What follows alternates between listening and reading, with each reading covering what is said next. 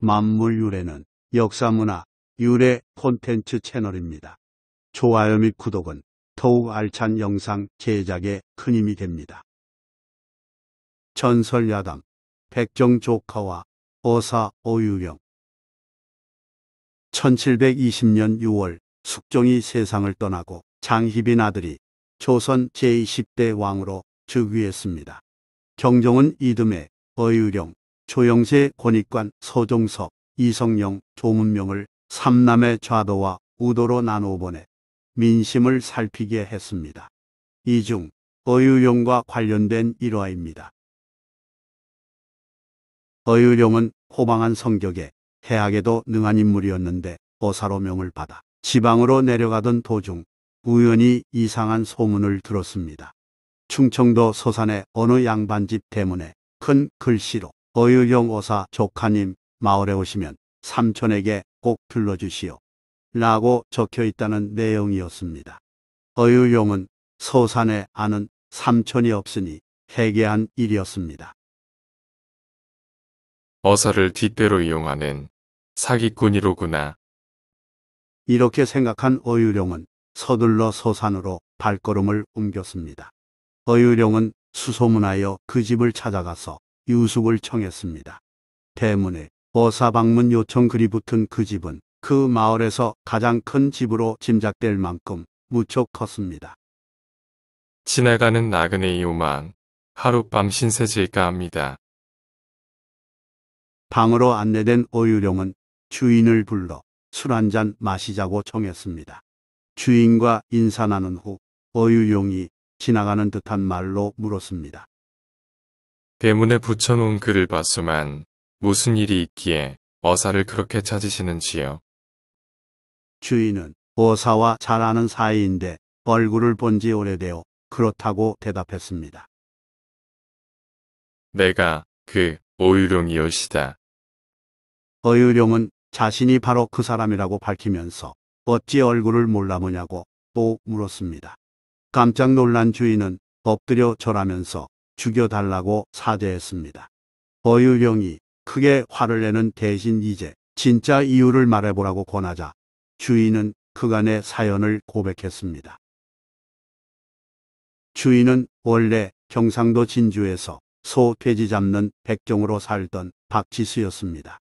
신분은 미천하지만 재물 모으는 능력이 남달리 뛰어나서 많은 토지와 재물을 소유했는데 그걸 알고 고을 수령과 관리들이 마을에 행사가 있거나 양반들끼리 풍류를 즐길 일이 있으면 그 비용을 모두 백종에게 부담케 했습니다. 금액이 너무 커서 어쩌다 거부하면 상놈이 양반 요구를 무시했다며 불러다 곤장을 치고 자신들 요구를 들어줄 때까지 괴롭혔습니다. 그렇지만 백종은 어디에도 양반들 횡포를 하소연할 데가 없었습니다. 백종은 평소에 병들거나 가난한 자를 돕는 등 의로운 일을 많이 행했으나 은혜를 받은 사람조차 백종이란 이유로 멸시했습니다. 그나마 마음씨 착한 이방 최영득이 백종을 위로해 줬기에 이들은 의형제처럼 사이좋게 지냈습니다. 박지수는 어느 날 최영득에게 백종 신분이 평생의 한이니 힘을 좀 써서 양반으로 만들어줄 수 없겠냐며 속내를 털어놓았습니다. 최영득은 그렇게 하겠노라 약속했습니다. 그런데 일은 꼭 꼬였습니다. 며칠 후 진주의 암행어사가 출두했을 때 가난한 이방 최영득이 관청에 돈을 가져다 쓴 일이 발각되어 하옥됐으니까요. 곤장 맞다 죽을지도 모를 위험에 처한 최이방은 급히 박지수에게 도와달라 요청했고 박지수는 기꺼이 대납하여 방면되도록 도와주었습니다. 최영득은 꼭 은혜를 갚겠노라는 말로 살해했습니다. 그로부터 얼마 지나지 않아 새로 부임한 진주 목사가 최이방을 불러 좌수에 적합한 자를 추천하라고 말하자 큰 신세를 진 바 있는 이방은 박지수를 추천했습니다. 직첩을 받은 박지수는 하루아침에 면천되고 출세했으나 진주 양반들의 반발로 3일 만에 쫓겨났습니다. 일종의 3일 전하였던 셈이지요. 하지만 박치수는 좌절하지 않고 결단을 내렸습니다. 좌수 임명장을 그대로 가지고 있던 박치수는 최영득에게 크게 살해한 뒤 논밭을 팔아 충청도 서산으로 이사했습니다. 자신의 정체를 아는 사람이 없는 서산에서 박치수는 양반 행세하며 사서 삼경을 아는 체하고 집에 여러 노비를 두고 살았습니다. 그런데 문제가 있었습니다. 양반이 되려면 집안에 훌륭한 벼슬을 한 사람이 있어야 하는데 박치수는 자랑할 조상이 없었기 때문입니다. 행여 들킬까 싶어 양반 모임에 참석하지 않았지만 마음은 항상 불안했습니다. 그러던 차에 어유용 오사가 남쪽으로 내려온다는 소문을 듣고 자기와 이종 사이라고 뒤늦게 자랑했습니다. 이종은 이모와 이모부의 자식을 이루는 말이니 삼촌과 조카 사이라고 주장한 것입니다. 사람들이 미심쩍 오하자 박치수는 과감하게 대문에 글을 써 붙여두었습니다. 어사가 설마 서산으로 찾아오지는 않겠지 하는 막연한 희망을 품으면서 도박을 한 것이지요. 박치수는 여기까지 말한 후 다시 한번 죽여달라고 말했습니다.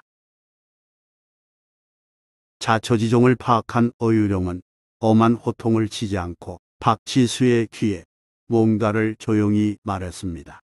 뜻밖의 말을 들은 박치수는 눈을 크게 뜨고 감격하여 엎드려 절하며 눈물을 흘리며 알겠다고 대답했습니다. 다음 날 아침 어유룡은 관아에 암행어사 출두하여 공적인 일들을 처리한 뒤 사또에게 말했습니다. 이곳에 친척 어른이 사시는데 이제 가서 인사를 드려야겠소. 어유룡은 박치수의 집으로 가서 마치 이제야 찾아온 듯 처신하면서 마중 나온 박치수에게 큰 절을 올렸습니다. 삼촌에게 행해야 할 예를 지킴으로써 진짜 가족인 것처럼 보여주기 위함이었지요. 박치수는 큰 잔치를 벌여 마을 사람 모두에게 맛난 음식을 대접했습니다. 전날 밤 어유용이 박치수의 귀에 대고 속삭인 말은 양반 노릇 한번 하게 해주리다였고 이튿날 실제로 그렇게 해준 것입니다. 이 설화의 주인공 어사를 박문수라고 말하기도 하는데 이는 박치수와 이름이 비슷한 데서 지어낸 이설입니다. 실제 어사가 누구였든 통 큰 아량을 가진 자만이 보여줄 수 있는 일이었습니다.